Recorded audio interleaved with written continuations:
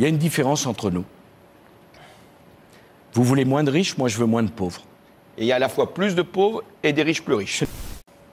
Est-ce que vous avez conscience que nous sommes dans un monde ouvert?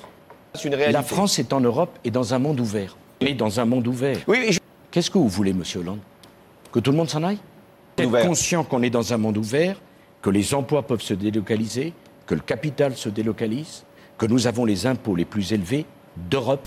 Gauche socialiste qui ne parlait plus jamais des exploités et des exploiteurs, comme si c'était devenu des gros mots. La misère du monde. Ça, pour déranger, le dernier pavé de Bourdieu et de ses équipes n'y va pas de main morte. Une certaine France parle dans ce livre enfin de sa souffrance et elle prend la parole alors que précisément, elle est d'habitude réduite au silence. 58 comptes rendus d'entretien avec les représentants de ces couches sociales traumatisées, brutalisées par l'économie et la politique. Je vous emmène aujourd'hui pour Brut, à Marseille, dans une cité du 15e arrondissement, la cité Bassins. Confinement ou pas, ici, il n'y a pas de service public, quasiment aucun transport et les habitants sont isolés de tout. Bassins, c'est un quartier comme il en existe beaucoup en France. Il a été construit dans les années 60 pour reloger des familles algériennes et gitanes qui vivaient dans des bidonvilles. Et cette cité prévue pour être provisoire, elle est toujours là 60 ans plus tard.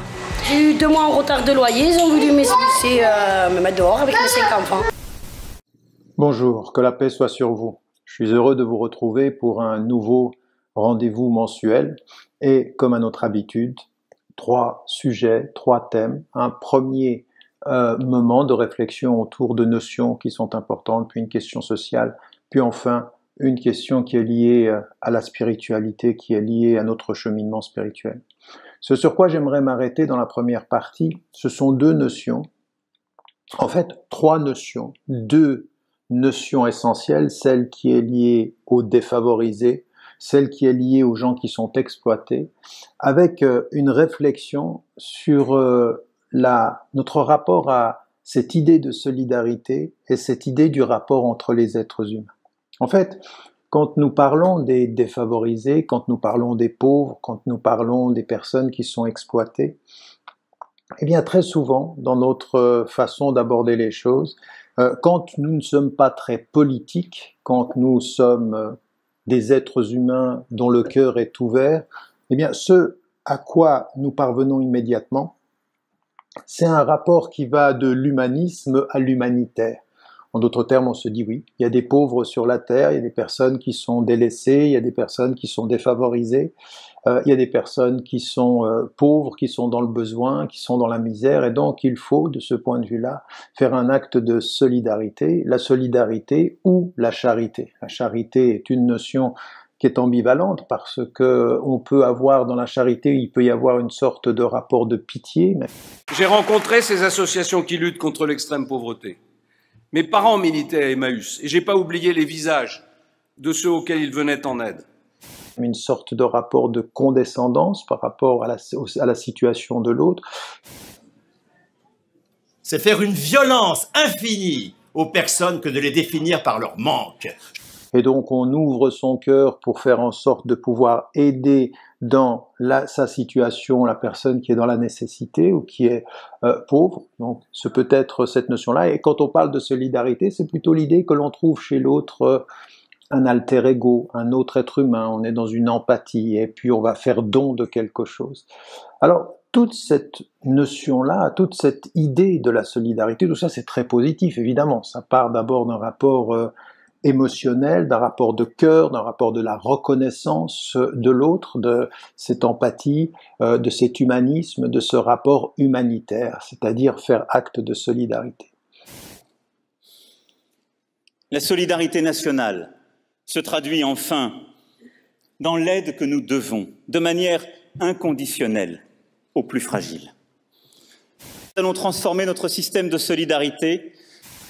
Pourtant, il y a un danger à aborder les questions de cette façon-là. Pourquoi? Parce que ce qui est véritablement l'expression la plus dangereuse du rapport à l'humanitaire, c'est quand l'humanitaire cache le rapport au pouvoir, cache le rapport à un système de pouvoir.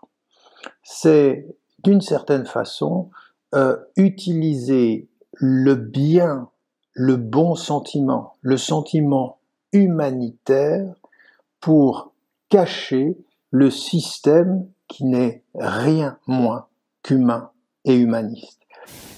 C'est dommage parce qu'on a un sujet sérieux. On a un sujet sur qu'est-ce qui ordonne une société, qu'est-ce qui la régit. Je considère que c'est la lutte des classes. Et vous me parlez de choses très anecdotiques qui s'appellent des personnes qui se sont succédées au pouvoir pour faire à peu près la même politique globalement. On pourrait en discuter. Moi, ça ne va pas m'intéresser beaucoup, ça. Maintenant, si vous voulez absolument parler de ces rigolos qui se succèdent à la présidence de la République, en l'occurrence Sarkozy, Hollande puis Macron, qui sont quand même très interchangeables sur leur politique objective, vous dites leurs intérêts, vous psychologisez un peu l'affaire, leurs intérêts c'était d'être aimé, etc. Intéressez-vous un petit peu au réel. Lisez par exemple le livre de Juan Branco qui vient de sortir et qui explique qui a soutenu l'arrivée au pouvoir de Macron, qui l'a soutenu objectivement et matériellement. Objectivement et matériellement. Des gens par exemple comme Jean-Pierre Jouyet, qu'on retrouve comme ça en interface entre Sarkozy, Macron et Hollande. Très intéressant, il fait un peu le lien. Et puis tout un tas d'autres gens comme ça, des grands argentiers, des gens comme Xavier Niel qui annonce l'élection d'Emmanuel Macron en 2014. Donc il devait être très très bien renseigné, sans doute était-il jugé parti. Ce que je veux dire par là, c'est que laissons les individus, prenons les structures. Ces trois présidents, mais notamment notre dernier, on va s'en tenir à celui-là, il a été élu au nom d'un certain nombre d'intérêts auxquels il est lié maintenant, qu'ils le veulent ou non. Il est tenu par les argentiers qui l'ont fait élire et qui l'ont soutenu. Et donc c'est à ce moment-là que de la notion de défavorisé, la notion de la pauvreté, on observe et on faut aller un tout petit peu plus loin. Il faut faire attention à tous ceux qui, ayant un pouvoir, ayant et développant un système de pouvoir, présentent le statut de la victime du système de pouvoir ou du système d'exploitation comme des personnes vis-à-vis desquelles il faut faire de l'humanitaire. Parce que l'humanitaire va aider les gens dans leur situation sans questionner le système qui les met dans cette situation, sans questionner le système qui produit cette misère, qui l'organise. Et c'est là où finalement vous vous apercevez que nous sommes dans une situation profondément problématique. Nous n'avons pas à conquérir des droits pour subsister et sortir de la pauvreté. Nous avons à conquérir des droits pour être souverains sur la valeur économique. En d'autres termes, l'humanitaire qui est censé être l'expression de notre humanité pourrait devenir un sentiment au service d'un système pensé dans l'exploitation des pauvres. Et donc on va utiliser le bon sentiment de ceux qui voient la misère, mais qui ne questionneront pas les producteurs de la misère, ceux qui exploitent cette misère et ceux qui l'entretiennent. Monsieur Arnaud, qu'est-ce que ça représente ce salon Vivatech pour vous? Changez de nom, vous pouvez me dire où je suis? J'étais tranquille dans ma réalité virtuelle quand soudain... LVMH pour Vivatech. C'est d'abord l'un des membres fondateurs et sponsors, et c'est une de ces entreprises françaises qui croit dans la technologie. Sujet démocratique majeur, c'est que LVMH a levé sur les marchés financiers un montant record de plus de 9 milliards d'euros. C'est record à un taux extrêmement faible, donc c'est quasiment, ils s'enrichissent en empruntant de l'argent, tellement le taux est faible. Et la Banque Centrale Européenne est intervenue directement pour investir dans LVMH, pour faire hasard du calendrier. La Banque Centrale Européenne a investi dans LVMH au moment où Natasha Valla, qui est la directrice adjointe de la politique monétaire de la Banque Centrale Européenne, donc c'est pas n'importe qui, c'est vraiment une des hautes dirigeantes de la Banque Centrale Européenne, et bien au même moment, LVMH annonçait qu'elle allait rejoindre son conseil d'administration. Alors, c'est une façon habile, politique, cynique, de déplacer la question en disant « on ne va pas parler de pouvoir, on va parler de solidarité, on ne va pas parler d'injustice, on va parler de défavorisés, de pauvres et d'exclus, on ne va pas parler de colonisation, on va parler simplement de sous-développement, comme si le sous-développement des uns n'était pas dû à l'exploitation par les autres. » Cette réalité-là, il faut la comprendre parce que, au nom de notre humanité, on nous fait perdre notre rationalité. Au nom de la solidarité, on nous fait perdre le sens de la justice. Au nom du don, on nous fait perdre le devoir de résistance par rapport à tout un système qui fait en fait que les pauvres, que les ouvriers, que ceux qui sont sans abri ou sans papier sont en fait les victimes d'un système qui les produit et vis-à-vis desquels il ne faut pas poser la question de savoir si on a du cœur, mais de savoir si on a une conscience. C'est faire une violence infinie aux personnes que de les définir par leur manque. Je ne suis pas solidaire de toi parce que j'ai et que t'as pas. Ça, c'est de la saloperie. Je suis solidaire de toi parce que nous avons ensemble à construire une alternative au capital. Et c'est pas une partie de plaisir. C'est d'abord la conscience qui va compter avant le cœur. Si le cœur vient s'ajouter à la conscience, voilà l'homme. Mais si le cœur prend la place de la conscience, on va utiliser l'humanitaire pour crédibiliser, pratiquement normaliser le système qui est inhumain, qui est déshumanisant. Et c'est pour ça qu'effectivement, quand on passe des défavorisés à la notion d'exploiter, on comprend ici qu'il y a un rapport de pouvoir. Alors comprenez-le bien, parce que c'est très habile ceci. C'est par exemple dans certaines situations politiques, alors vous voyez dans des conflits politiques, vous avez un pays qui vient coloniser. Regardez par exemple ce qui se passe aujourd'hui en Israël et ce qui se passe avec les Palestiniens. Tout à coup on nous dit, ah ben les Palestiniens ils ont besoin de soutien humanitaire, envoyez-leur de l'argent pour qu'ils puissent faire des écoles. Et à côté de ceci, vous avez un pays, chaque fois qu'il est en danger, il détruit et les écoles, et les hôpitaux, et tout ce qui est la structure sociale. Et donc, l'injustice de leur occupation militaire devrait trouver en face la bonté de notre humanitaire. Mais c'est pas une question humanitaire ici, c'est une question politique, c'est une question de pouvoir, c'est une question de colonisation, c'est une question militaire. Est-ce ce qu'on doit attendre de nous, c'est pas d'envoyer de l'argent avec la conscience de ceux qui font un don aux pauvres, mais de se lever et d'élever la voix de ceux qui parlent pour la justice au nom de ceux qui sont injustement traités. As far as Yasser Arafat is concerned, I explained to Mr. Sidney that we identify with the PLO because just like ourselves, they are fighting for the right of self-determination.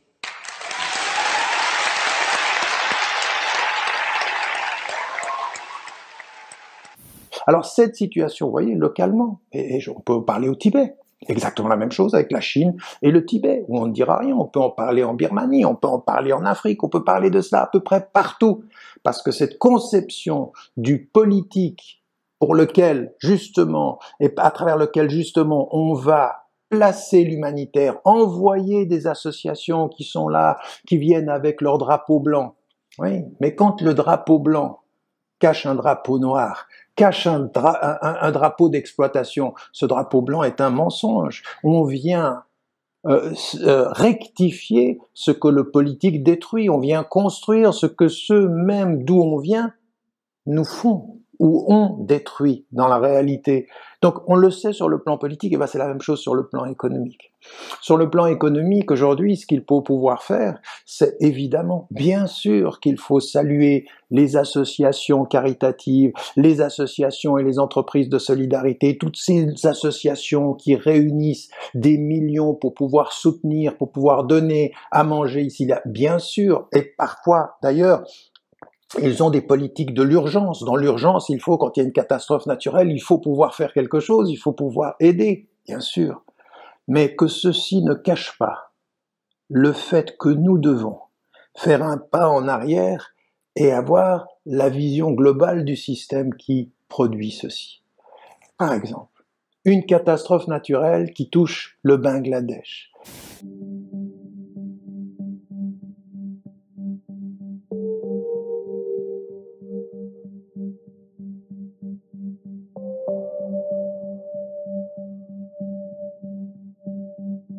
থাকতাম পারছি না ঘরে ওই আলু পানি কিরকম আর পানি আমরা ঘরে লইছি না আমরা মানুষের বাড়ি বাড়ি গিয়া থাকছি Où l'on sait aujourd'hui que beaucoup de ces catastrophes naturelles sont dues à la façon dont certains pays riches détruisent la nature, que le climat, que le réchauffement de la planète est dû à l'attitude, mais pas des plus pauvres, de ceux qui exploitent sans état d'âme toutes les ressources mondiales.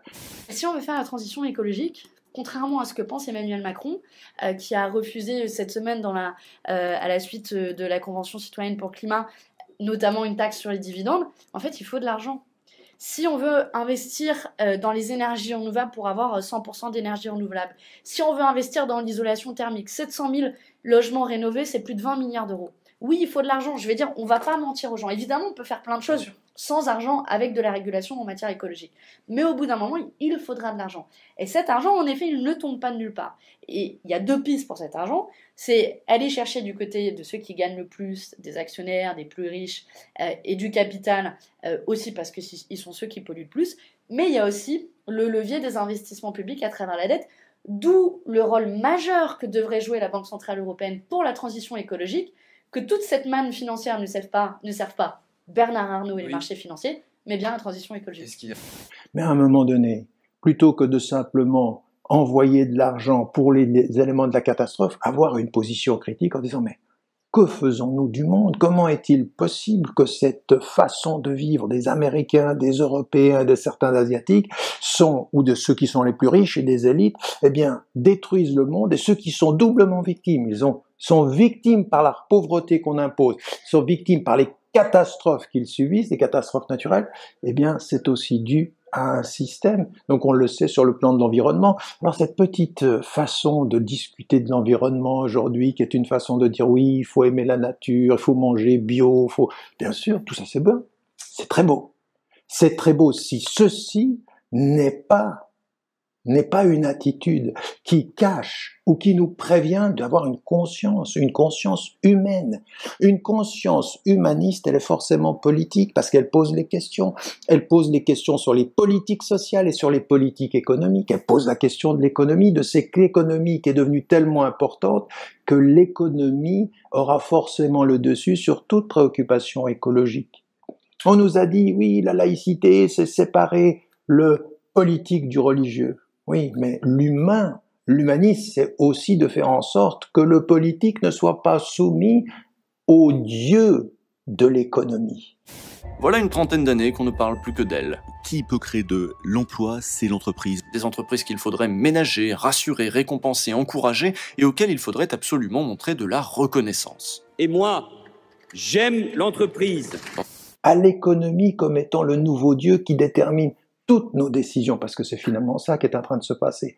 On ne voulait pas de religion, mais on en a une autre. Il y a ceux qui adorent Dieu, puis il y a ceux qui adorent le franc, il y a ceux qui adorent l'argent. Prétendus personnages exceptionnels qui prennent des décisions exceptionnelles pour justifier ces invraisemblables rémunérations que nous connaissons aujourd'hui, depuis peu d'ailleurs, hein, ça fait depuis 20 ans, 30 ans maximum que nous avons cette espèce de dérapage invraisemblable. Tous ces gens-là sont d'une inutilité absolue. Il y a ceux qui, au nom de l'argent, feront tout du point de vue politique, et qui nous diront, eh bien, certes, on ne peut pas changer le système économique. Alors comment on ne peut pas changer le système? On va faire du solidaire, on va faire de l'humanitaire. L'humanitaire, c'est penser la plaie que le système a produit, et puis que nous, on va essayer simplement d'amoindrir. On va diminuer leur souffrance parce qu'on ne peut pas leur offrir la justice. Ça ne peut pas être. Ça ne peut pas être. Et donc, il faut donner aux mots leur sens. Les défavorisés, les pauvres, sont pratiquement dans toutes les situations humaines des exploités. Ce sont des gens qui sont maltraités. C'est un manque d'humanité qui est la résultante. Et il manque d'humanité, pourquoi? Parce que certaines logiques économiques prennent le dessus sur des réalités. Alors on va prendre 3 exemples. Le premier exemple, il est celui d'une réalité qu'on pourrait considérer comme tellement évidente. Quand vous avez du cœur et que vous savez par exemple que dans les pays les plus pauvres du monde, les défavorisés, comme on dit, les pauvres, les exclus, eh bien, vivent avec des maladies, et l'on sait aujourd'hui que ce soit la malaria, que ce soit la tuberculose, que ce soit même la lèpre, que ce soit des maladies qui sont des maladies communes, qu'on peut guérir, comme la rougeole même. Eh bien, quand on sait que nous avons tous ces médicaments dans le Nord, et qu'il y a des industries pharmaceutiques qui font des millions et des millions et des millions de dollars de bénéfices, avec des médicaments qu'ils refusent de pouvoir transmettre aux plus pauvres, par des moyens qui seraient le médicament générique. Quand ceux qui s'occupent du médicament sont plus intéressés par le bénéfice qu'ils en tirent que par la guérison qu'ils offrent, eh bien nous avons atteint le sommet de ce qui est l'inhumain. The price of at least one drug by 5,000%. As long as patients don't suffer, which we bend over backwards to make sure they don't, and we're responsible with the profits. We're not taking those profits and endowing a library in my name or something. We're taking the profits and doing research with those But drug prices are supposed to be, it's supposed to be an incentive system.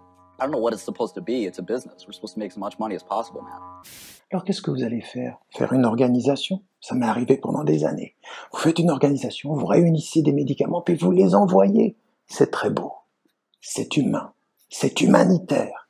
Mais si, avec ceci, vous ne faites pas le pas en arrière, en vous disant, mais attendez, à quoi est-ce que je participe? Au bout du compte, je suis en train de faire de l'humanitaire, mais si ma conscience, elle ne se lève pas pour critiquer les multinationales de ces pharmacies, de ces médicaments qui sont en train d'exploiter au nom de milliards de bénéfices la vie de personnes qui meurent, par exemple encore du sida, quand on a aujourd'hui des médicaments qui permettent de stabiliser la situation, eh bien ça ne les intéresse pas. Pourtant le médicament, qu'est-ce qu'il y a de plus humain que le médicament qu'on distribue? Eh bien non, il y en a qui sont plus intéressés par l'argent que cela produit, que par la santé que cela offre encore. Ça, c'est un premier exemple. Puis ensuite, vous allez plus loin et vous regardez par rapport à la pauvreté, la nourriture. Encore dans les snacks que les enfants aiment beaucoup. Peau de poulet en premier, viande de poulet 28%, mais viande de porc séparée mécaniquement 20%. Ce n'est pas de la viande. On trouve vraiment la VSM dans les produits bas de gamme, voire très bas de gamme. Il y a quand même des gens qui sont défavorisés parce qu'ils n'ont pas les moyens forcément d'acheter de la qualité. Et eux, eh bien, ils ont les bas morceaux, si vous voulez. Donc, ils ont nutritionnellement, c'est pas équilibré. Et puis après, ben, pour faire tenir des recettes qui sont pas équilibrées, qui sont même parfois déplorables, on est obligé de mettre beaucoup d'additifs. Eux, ils ont vraiment, c'est la double peine. C'est que j'ai pas assez d'argent, eh bien, je suis puni, je mange mal. Et donc, évidemment, vous pouvez descendre et aller dans tous les pays et vous occuper des personnes qui sont dans la pauvreté, voire même en Europe, ou aux États-Unis, ou au Canada. Vous voyez des pauvres partout. Et bien ces pauvres, ils sont issus de quoi? Ils sont issus simplement des défauts ou des défaillances du système? Ou est-ce que le système les produit? Ben, les systèmes les produisent. Bien sûr que le système les produit.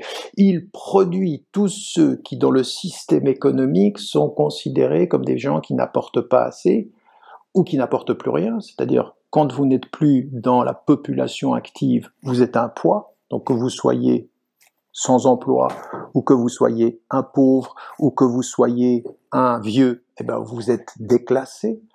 Et puis, si vous n'avez pas un emploi, et puis vous voyez comment est le cycle, le cercle vicieux. Vous n'avez pas d'emploi, vous n'avez pas de travail. Si vous n'avez pas de travail, vous n'avez pas d'emploi et vous êtes rien. Vous n'êtes plus rien. Et donc vous êtes sorti du système. Alors évidemment, après vous pouvez aller faire des maraudes, vous pouvez descendre et essayer d'aider les gens. Oui, il faut le faire.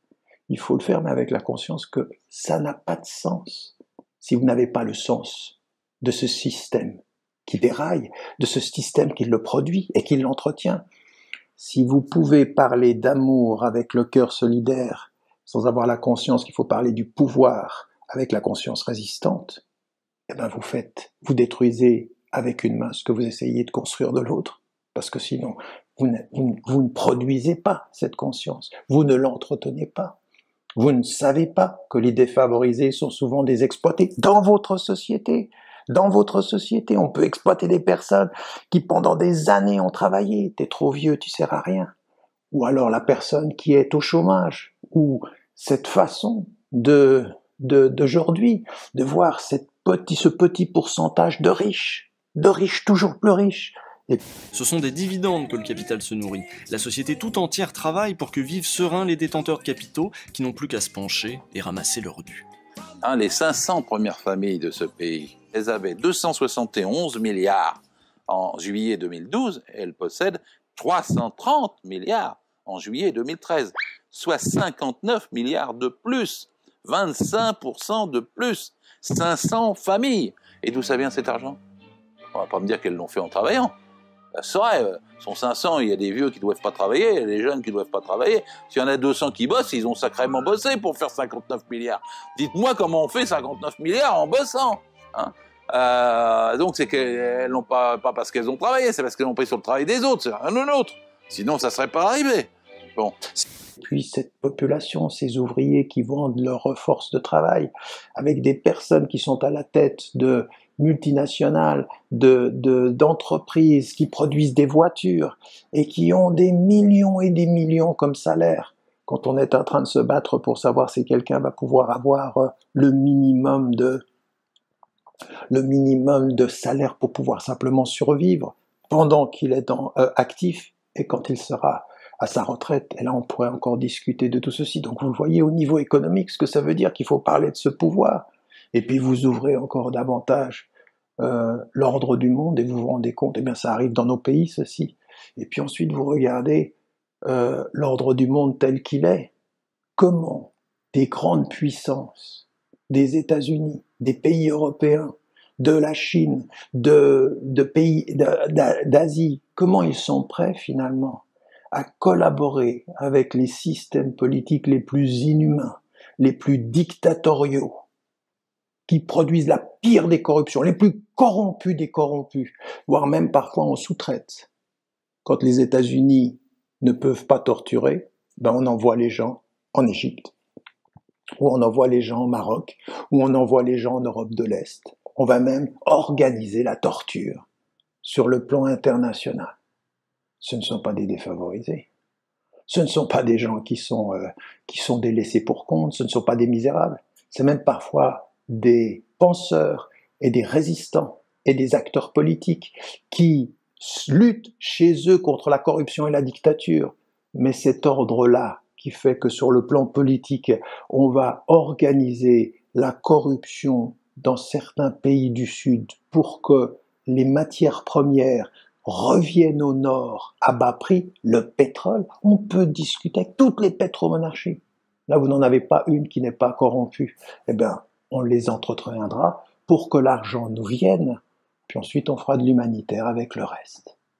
Parce que le système aussi du nouvel esclavage, qui consiste à faire venir des gens d'Asie, qui viennent de Philippines, qui viennent du Népal et qui viennent travailler dans les pétromonarchies ou qui viennent encore jusqu'en Europe, quand on vient de l'Europe de l'Est, ben c'est un système. Donc, comprenez-le.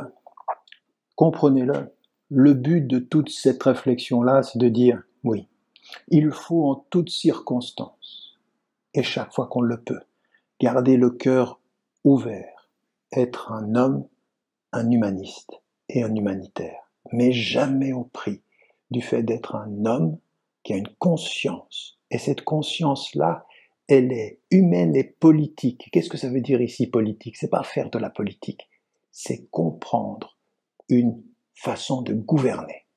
Et gouverner, c'est une façon de gérer le pouvoir. Et si on ne comprend pas qu'il faut avoir cette conscience-là avec l'humanitaire et non pas l'humanitaire sans cette conscience-là, alors on ne marche pas sur ces deux jambes. Alors au nom du solidaire, on entretient l'inhumain, l'inhumanitaire. Et cela, ça ne peut pas être. Ne jamais faire de notre action solidaire le prétexte à ce que des gens du pouvoir continuent leurs exploitations. Voilà, je vous retrouve tout à l'heure pour une question sociale qui va un peu dans le même sens de ce que nous avons discuté à l'instant. À tout de suite.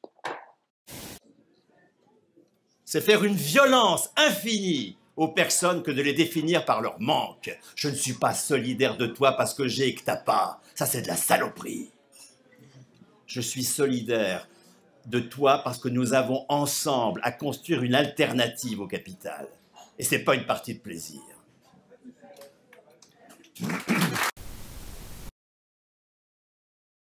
Rebonjour, je vous retrouve pour cette deuxième partie autour d'une notion sur laquelle nous allons nous arrêter un peu parce qu'elle est extrêmement révélatrice. La notion de la vieillesse. La vieillesse, c'est une notion révélatrice à plusieurs niveaux. D'abord parce que nous sommes aujourd'hui dans une culture, la culture qu'on pourrait appeler la culture mondiale. Culture mondiale, c'est souvent la culture occidentale aujourd'hui qui prend le dessus dans pratiquement toutes les capitales du monde. Et ce que nous observons, c'est vrai en Occident, mais on peut le voir même parmi les élites asiatiques et même les élites africaines, nous sommes aujourd'hui dans une sorte de culte de la jeunesse. Comme si, finalement, il fallait tout faire pour rester jeune le plus longtemps possible, comme si la vie valait la peine d'être vécue ou avait une valeur tant qu'on est jeune, et que l'un des obstacles à la réalisation de ce bien-être dans la vie était la vieillesse. Comme si la vieillesse, que ce soit sur le plan physique, que ce soit sur le plan social et économique, elle devenait un obstacle, elle devenait une déficience, elle devient un handicap. Et cette culture de la jeunesse ou du rajeunissement, vous voyez aujourd'hui combien de millions sont dépensés pour pouvoir faire en sorte que nos corps résistent à la marque du temps, eh bien ce processus-là dit beaucoup de choses sur comment nous concevons la vie et comment finalement nous essayons par les moyens scientifiques, par les moyens biologique, par tout ce qui nous est donné de moyens scientifiques, de résister au temps qui passe, parce que la vieillesse nous marque, la vieillesse dit quelque chose de notre rapport à la vie, au temps qui est passé et à notre rapprochement de la mort. Donc déjà, cette culture du rajeunissement, cette peur de la vieillesse, cette peur du temps qui passe, elle dit quelque chose sur cette culture du divertissement. Comme si vous étiez quelqu'un, comme si le bonheur se mesurait à cette jeunesse que l'on entretient. Ce qui est exactement l'opposé de ce qu'on avait par exemple dans la philosophie grecque. Dans la philosophie grecque, Socrate, ce qu'il dit, c'est que vous êtes en voie d'acquérir la sagesse à partir de 50 ans. C'est-à-dire qu'au moment où on vous dit dans la société occidentale « Off, là vous êtes en train de vous approcher de la mort, la vieillesse est tout près, donc vous êtes dans une situation de déliquescence », là vous êtes dans une réalité de l'épanouissement. Vous acquérez la sagesse du temps quand là vous acquérez les rides qui marquent votre corps dans le temps. Vous voyez, ces conceptions de la vieillesse, elles sont importantes parce que dans les cultures ancestrales, jusqu'à aujourd'hui encore, dans beaucoup de pays du monde, cette idée-là, ce rapport à la vieillesse était totalement différent. On sait, on se souvient de ce que disait en Patéba quand il disait chez nous, quand un vieux meurt, c'est une bibliothèque qui brûle. Qu'est-ce que ça voulait dire? Ça voulait dire que le vieux, il a la mémoire de sa génération, de la génération de ses ancêtres, et en particulier dans les traditions orales, le vieux, il est porteur d'une sagesse ancestrale et d'une sagesse présente, c'est-à-dire il est la marque du temps qui s'inscrit dans le présent et qui dit le sens. Elle ne dit pas la jeunesse qui est partie, elle dit l'histoire qui continue. Vous voyez la différence ? Vous voyez la différence? L'histoire qui continue, la mémoire de ces générations qui passent et qui est portée par cet homme et qui va nous transmettre et transmettre à ceux qui transmettront, etc. Donc vous êtes dans un tout autre rapport à cette idée de la vieillesse qui, en fait, dit qu'avec le temps, certes, passe le corps, mais s'accumulent les sagesses, s'accumulent les savoirs, s'accumule le sens de ce qui est essentiel et de ce sens qui ne l'est pas. Parce que oui, quand on est jeune, des choses essentielles, vous savez le rapport au temps qu'on a quand on est jeune, on a l'impression que le temps avance lentement et puis quand on vieillit, on voit bien que le temps passe vite. La sagesse du temps qui passe vite, c'est autre chose que la folie de ceux qui ne veulent pas que le temps passe. Cette volonté de rester accroché à sa jeunesse, c'est une folie parce que le temps passe, parce que les rides se dessinent, mais cette façon de marcher, d'avancer, de prendre, d'accepter finalement, d'accepter que le temps passe et de faire sienne cette relation tout à fait particulière qu'il y a entre le temps, l'expérience, le savoir et le don.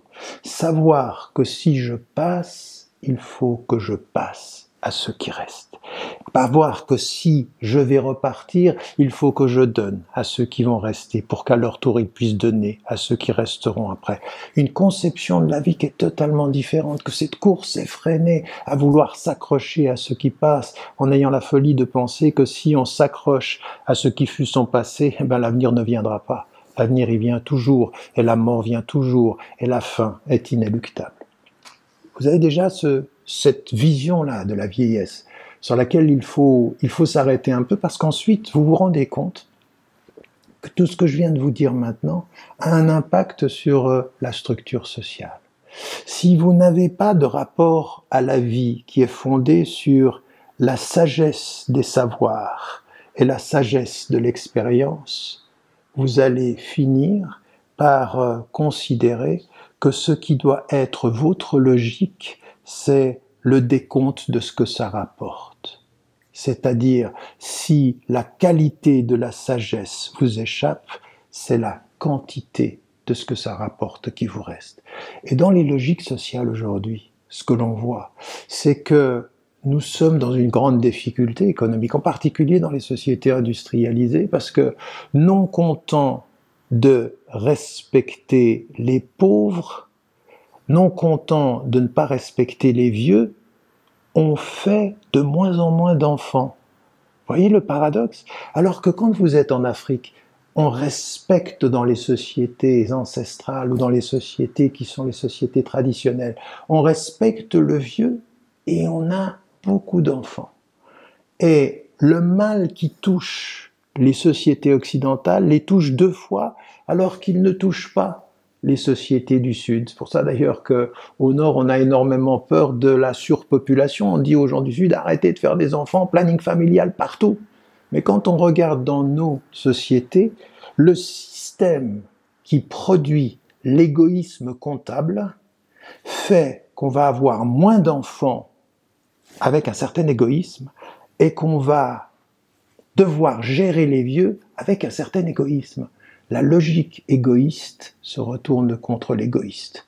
Toujours. La logique comptable, elle se retourne contre celui qui compte, parce qu'il aura moins d'enfants, parce que pour la gestion de sa vie, parce que vaut mieux avoir 2 enfants ou 1 enfant, parce que finalement, la société telle qu'elle fonctionne, la façon dont on va constituer les allocations familiales, les appartements, tout ceci, la cellule familiale se restreint, se recroqueville, et puis tout à coup, dans ce système économique, eh bien, le vieux, il devient un poids. Il est l'expression de la population inactive, celui pour lequel la population active doit travailler davantage pour qu'à partir des impôts, on puisse subvenir à ses besoins. Donc, plus de vieux, puisque nos populations deviennent de plus en plus vieilles, c'est plus de charges à une population qui ne rapporte rien économiquement. Elle a certes rapporté hier, mais maintenant, économiquement, elle est un fardeau. Elle n'est plus, elle ne produit plus. Et tout à coup, on a un rapport à la vieillesse qui est vraiment problématique, parce que c'est un double obstacle. Alors, regardez au niveau des familles. Alors évidemment, dans nos familles aujourd'hui, souvent en Occident, mais pas seulement, parce que moi je m'oppose à cette idée que on aurait maintenant dans le Sud une idée de la famille. Malheureusement, la colonisation culturelle, elle est en marche dans beaucoup des capitales, dans beaucoup des sociétés du Sud. On a le même rapport avec le vieux, on a le même rapport avec ses vieux, avec ses parents, on a le même rapport avec celui qui ne rapporte rien, trop souvent. Il y en a certains qui résistent. C'est une grande résistance sociale et humaine.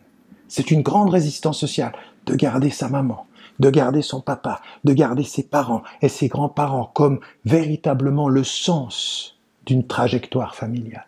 C'est une vraie résistance. C'est une vraie résistance à l'économie dominante. C'est une vraie résistance à l'égoïsme culturel. C'est une vraie résistance. Il ne faut pas la diminuer. Il ne faut pas la diminuer. Mais il faut comprendre que malheureusement, les bastions s'effondrent. Pourquoi? Parce que la logique économique est très puissante. Elle est très puissante. Elle dévore. Elle dévore même nos aspirations de cœur. C'est souvent des personnes qui disent « mais je peux pas faire autrement, je ne peux plus subvenir aux besoins, je ne peux plus être avec ma maman, je ne peux plus être avec mon papa ». Alors qu'est-ce que ça donne? Ça donne certaines fois, dans les pires des cas, une maman, un papa qui meurt à l'hôpital et on ne sait même pas s'il a une famille. On met des annonces pour chercher de quelle famille il est. Ce peut être finalement fini dans un hospice, fini dans une maison où on n'a même plus de relation.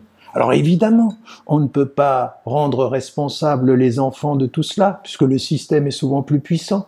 Mais quand à un moment donné, à cause de sa vie active, on ne sait plus bénéficier de la sagesse de son père et de sa mère.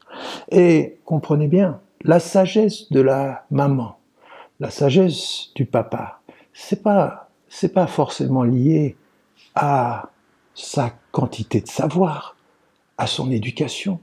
C'est la sagesse du temps, c'est la sagesse d'une personne qui peut être extrêmement simple dans ses connaissances, mais elle a l'expérience du temps, elle a l'expérience du cœur. Et de cela, il faut pouvoir tirer parti. Eh bien non, on n'a même plus le temps.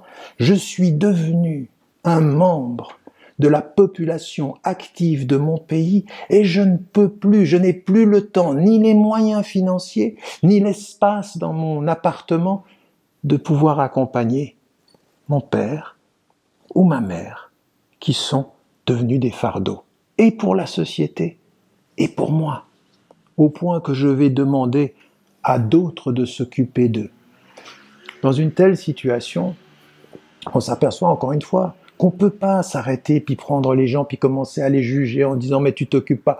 Il faut comprendre que effectivement, il faut pouvoir résister le plus possible personnellement, mais c'est tout un système qui est lié à ça. C'est toute cette notion de... Vous voyez comment il faut remonter loin? Il faut monter à la notion même de la vieillesse, comment on la considère. Ça dit beaucoup de notre rapport à la vie, de notre rapport à l'homme, de notre rapport à la génération, à ceux qui nous ont donné naissance et à ceux qui nous accompagnent, et qui nous accompagnent même quand ils ne sont plus là.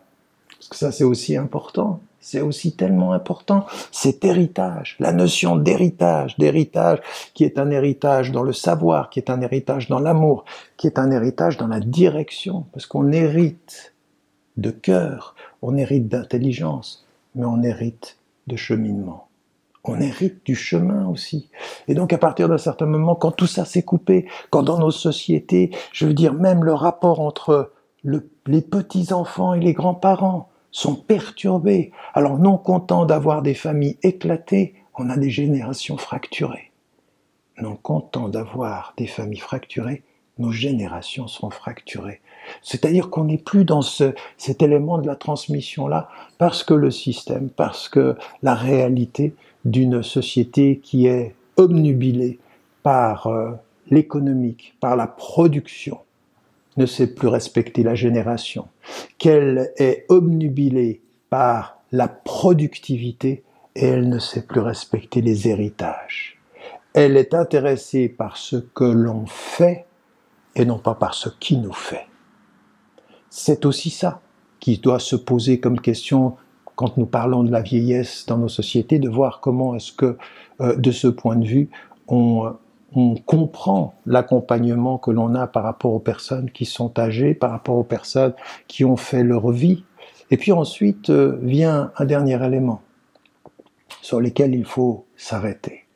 Parce que s'il y a une chose qui est importante, c'est, certes, il se peut qu'une personne qui est devenue inactive ne puisse pas produire économiquement. Mais ce que ça veut dire aussi, c'est que, est-ce qu'une société, et c'est peut-être comme ceci qu'il faudrait que les sociétés industrialisées se souviennent, réapprennent des sociétés traditionnelles. Il se peut que tu ne sois pas un producteur économique, un agent économique, mais tu es un agent humain. Et ce qui va être demandé à la personne qui a de l'âge, qui a de l'expérience, c'est ta valeur humaine ne se mesure pas à ce que tu produis, mais à ce que tu portes. Tu portes une expérience, tu portes une mémoire, tu portes une génération. La vraie question qu'il faut poser à la société, quel enseignement tirons-nous de ceux qui ont vécu? Non pas quantitativement par l'économique, mais qualitativement par l'expérience, qualitativement par la mémoire, qualitativement par la sagesse. Parce qu'il y a toujours de la sagesse avec le temps qui passe. Il y a toujours de la sagesse en face d'un homme ou d'une femme, quelque modeste qu'elle ou qu'il soit, sur le plan financier ou intellectuel. Quand la mort s'approche, la sagesse s'exprime. Toujours. Toujours, il faut pouvoir écouter. Il faut que les petits-enfants puissent être à l'écoute de cette parole. Transformer la vieillesse en temps d'enseignement, pas en temps d'occultation, pas en temps de l'inutile. Faire de celui qui a passé sa vie à donner un élément, une école de l'enseignement, une école de la sagesse, et non pas la réalité d'un fardeau. Quand nos écoles deviennent des fardeaux, c'est que nos sociétés ont perdu la tête. Elles ont perdu le sens du savoir. Quand celui qui est une école devient un fardeau, c'est que nos valeurs doivent être changées. C'est que l'économique a pris le dessus sur l'éducatif. C'est que le quantitatif a pris le dessus sur le qualitatif.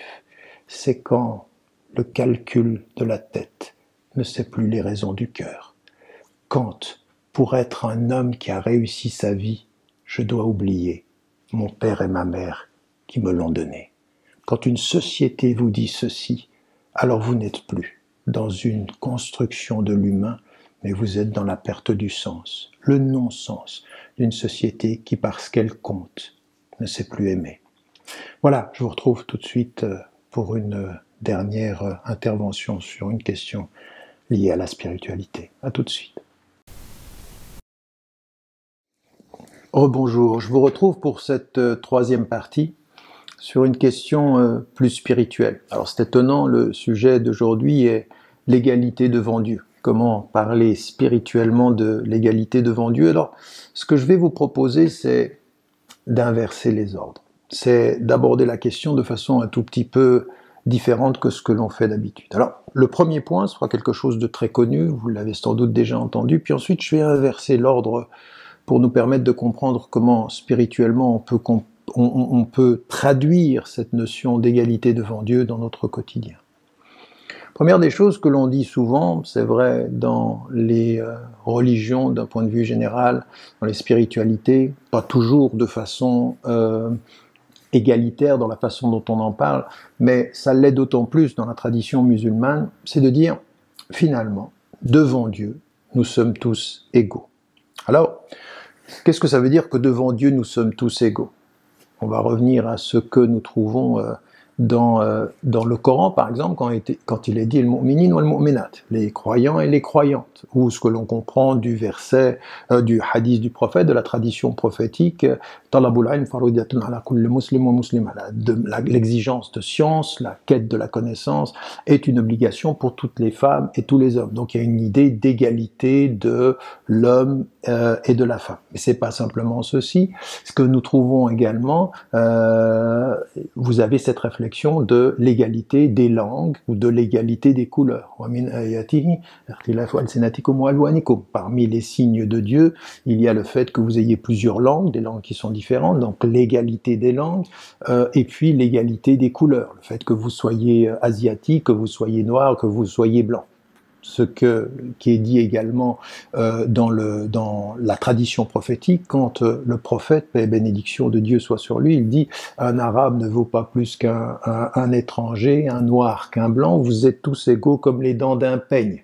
Et donc mettant en évidence l'idée que l'humanité est de ce point de vue-là à égalité. Il faut le comprendre de ce point de vue. Nous sommes tous égaux devant Dieu. Et puis, vous l'avez dans la notion coranique également, « Ya ayyuhannas » ô vous les gens. Donc, vous êtes de ce point de vue dans votre diversité de couleurs, dans votre diversité nationale, dans votre diversité d'appartenance. Vous êtes tous des êtres égaux, que vous soyez arabe, ou que vous soyez noir, ou que vous soyez blanc, quelle que soit votre langue.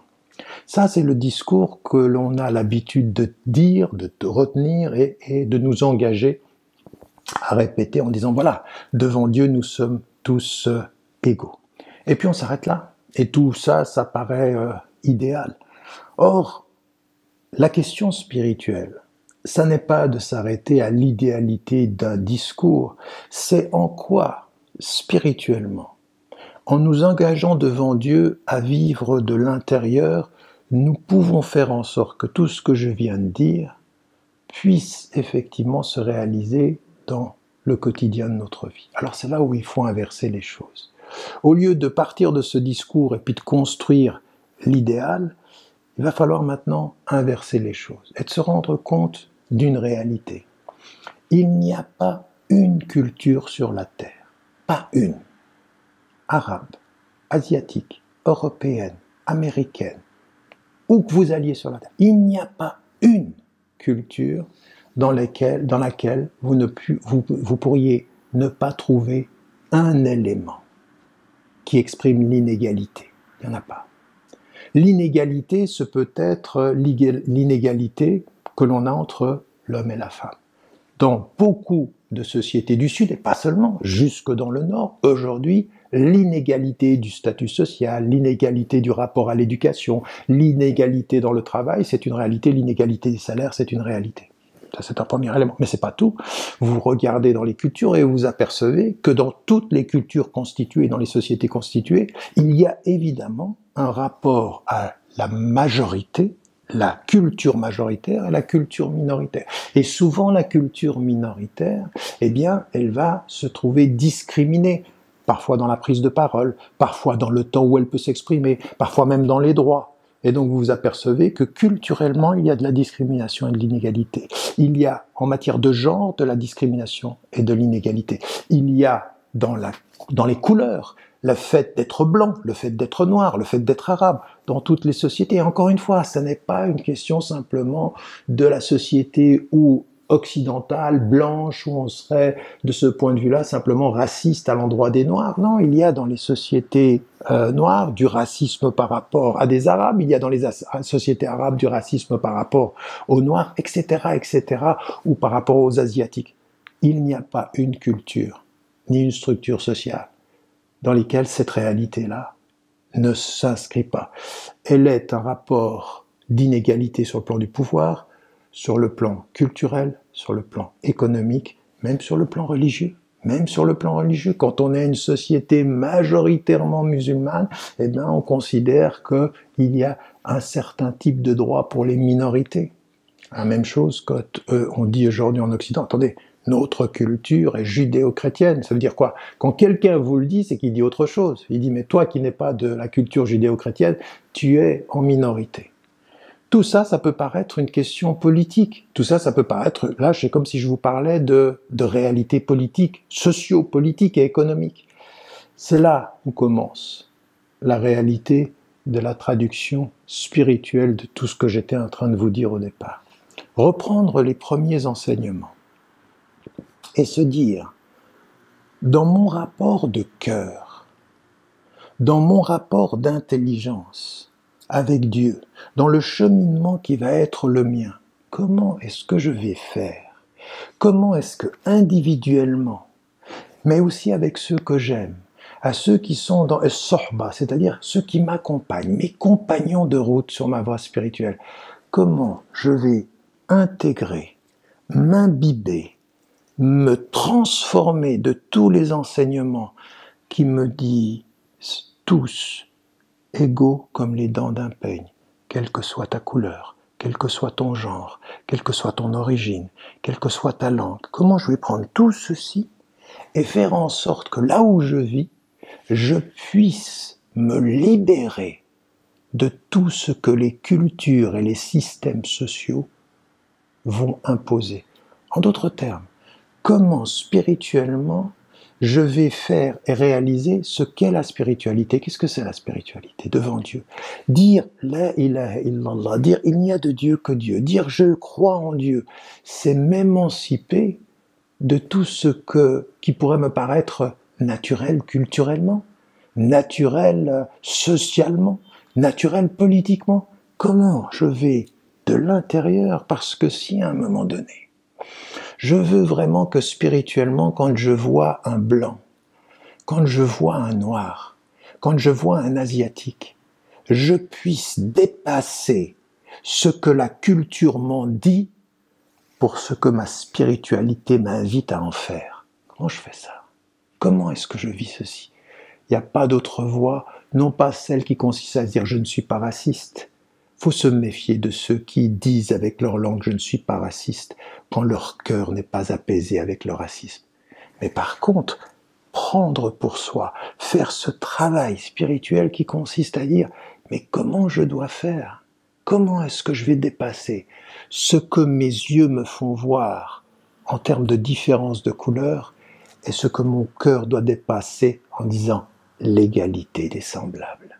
Tous égaux, c'est mon cœur qui le dira, même si mes yeux ne le voient pas. Même si mes yeux disent le contraire, il faut faire mentir ses yeux dans la différence des couleurs pour faire gagner son cœur dans la similarité des destins. Ça demande un vrai travail, c'est pas facile. C'est pas facile, ça demande un vrai travail, et ça demande un travail qui n'est pas simplement de s'isoler. La spiritualité de l'isolement, c'est pas une spiritualité qui nous permet de nous émanciper, nous permet de nous détacher. Donc il faut à des moments donnés se détacher, mais à un moment donné, il faut se confronter. La spiritualité qui confronte, qui va rencontrer le noir, qui va rencontrer le blanc, qui va rencontrer l'asiatique, qui va rencontrer le différent. Une spiritualité qui, parce qu'elle rencontre le différent, nourrit le similaire, nourrit la communauté de destin. Parce que je te rencontre toi dans toutes tes différences. Qu'est-ce qui nous est dit dans le Coran? Nous vous avons établis en nations et en tribus pour que vous vous entreconnaissiez. Connaissez, parce que dans la connaissance du différent, vous aurez le secret du similaire, de l'égalité de vos destins. C'est cette spiritualité active, intelligente, profonde, consciente, qui est celle qui va nous émanciper. Pourquoi? Parce qu'attention, il ne faut pas que notre spiritualité s'insère dans ma culture et accepte de ma culture les discriminations. Non, ma spiritualité entre, pénètre dans la culture et dépasse ce que ma culture peut faire de négatif, de produire de négatif en moi. Je dois même m'émanciper au nom de cette intimité du questionnement, de me libérer de cette norme sociale qui m'enferme, qui m'emprisonne. Il n'y a pas de norme sociale qui soit, à un moment donné, pas des enfermements. Une norme, ça peut nous donner la voie. Mais si elle n'est pas nourrie par le fond de cette égalité humaine, eh bien c'est exactement la même chose. À celui qui s'isolerait dans sa société et qui dirait les hommes et les femmes sont égaux devant Dieu, mais qui ne confronte pas la société, qui ne voit pas que dans cette société. Parce que, écoutez, notre prophète, paix et bénédiction de Dieu soit sur lui, il discutait avec des femmes, il enseignait aux femmes, il écoutait les femmes, il était interpellé.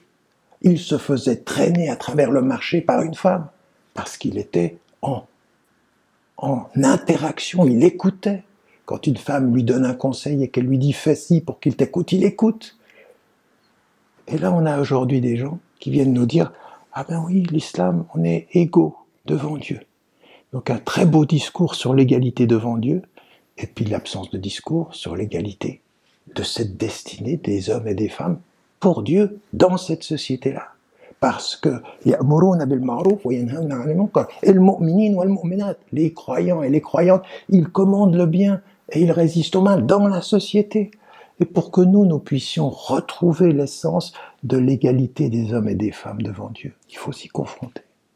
Il faut une spiritualité qui soit une spiritualité du détachement culturel et de la confrontation sur la réalité de ces inégalités qui sont dans chacune de nos sociétés, le monde arabe, le monde africain, le monde européen, partout, il n'y en a pas une qui est l'excellence de l'égalité.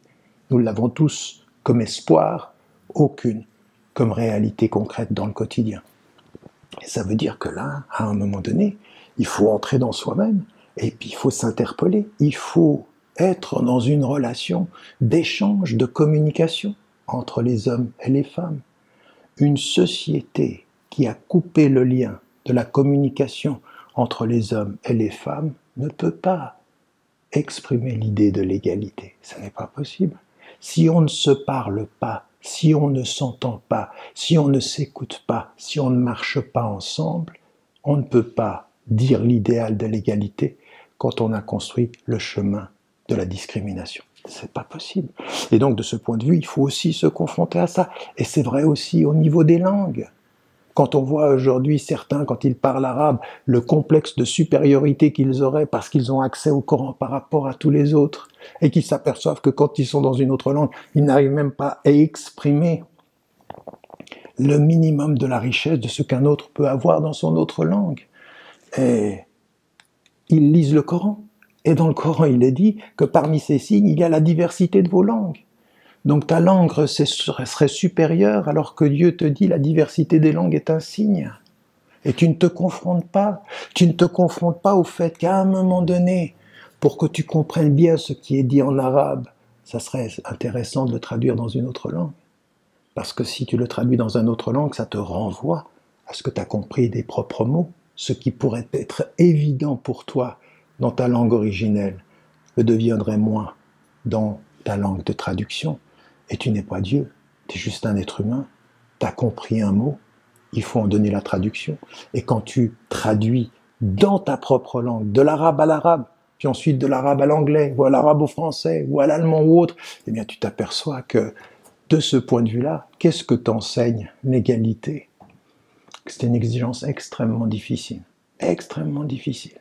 Qu'en fait, l'antiraciste, ou celui qui se bat pour l'égalité, la première démarche spirituelle qui est lui demandée pour pouvoir être engagé dans son espace social, c'est un travail spirituel d'introspection et d'émancipation. C'est avec le cœur qu'on dépasse la diversité des couleurs, la diversité des langues, la diversité des origines. Ça demande un vrai travail. C'est-à-dire, faut s'occuper de son jardin, faut s'occuper de son cœur, faut s'occuper de son intériorité d'abord, et puis ensuite on peut s'engager. Mais cette façon de parler d'égalité à la surface de nos langues, à la surface de nos valeurs, ce discours que j'ai tellement entendu parmi les savants musulmans, parmi les cadres, en disant l'islam dit ça, le prophète, il répète tous les mots de l'idéal, aucune exigence de sa concrétisation dans notre cœur à nous. Il faut une ascèse spirituelle pour lutter contre les discriminations culturelles, contre les injustices sociales, et pour vivre véritablement l'égalité devant Dieu, qui fait qu'à un moment donné, quand on est en face de sa fille, de son garçon, de celui qui est noir, de celui qui est blanc, du riche comme du pauvre, je puisse, parce que j'ai la force spirituelle de comprendre que Dieu a donné la dignité la même à tous, de leur donner le même enseignement à tous. Je donne égalitairement à tous ceux qui sont égaux. Et si mes yeux ne le voient pas, si mon intelligence ne le comprend pas, il faut que mon cœur le rappelle. Là, le paramètre, l'échelle de ce qui va me permettre de vivre l'égalité, c'est mon cœur d'abord. Mais si mon cœur n'est pas à l'aise, si je n'y arrive pas, si je n'entre pas dans ce travail d'introspection, eh bien, il y a fort à parier qu'à un moment donné, la raison ou ma raison, mes calculs auront raison de cette exigence du cœur. Parce que ce qui nous est dit au bout du compte, ce qui nous est dit, quand nous voyons la vie du prophète, et quand nous voyons la vie de tous les envoyés, c'est qu'à un moment donné, là où Dieu les prend, par là où il les prend, ça n'est pas par leur raison, ça n'est pas par leur statut social, c'est par leur cœur, et c'est par cet amour révérentiel de Dieu. Si tu aimes Dieu, aime tous les êtres humains, tout le vivant, de la même façon. Et cette exigence spirituelle de servir le vivant, la vie et tous les êtres humains de la même façon. Et ça s'appelle comment? L'égalité devant Dieu.